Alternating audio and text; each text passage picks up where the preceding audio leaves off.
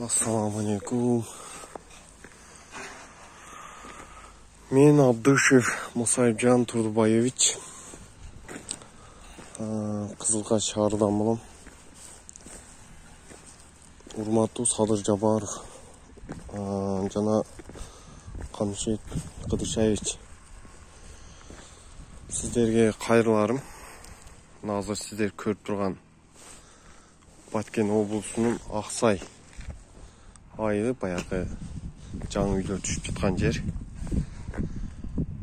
Ушул жерде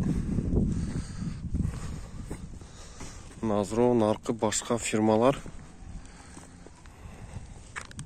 полный материалын алып келип, эмесини акчасын төлөтүп, баардыгы бүтүп атат.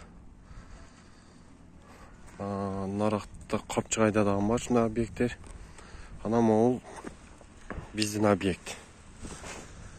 Биз келип уста түшкөнүбүзгө 1 ай болду. Бирок мынандай сиздер көрүп тургандай, өзүңүздөр көрүп тургандай. Же шийпырды каган десең рейкасы жок. Же шикатырканы бүтүрөн десең цементи жок. Же куму жок. Ичини баштайын десең гипсокартон жок, же родбанк жок. Эч нерсе жок. Биздин кылган ишибиздин жараша бирок акчабызды бербей иштат. Бул бир бул жерде биз акча берген адам ушу бир доор деген эмени угуп жүрөбүз, бирок көрө элекпиз, бирок бизге ушул жерде Халил деген адам акча берет. Бирок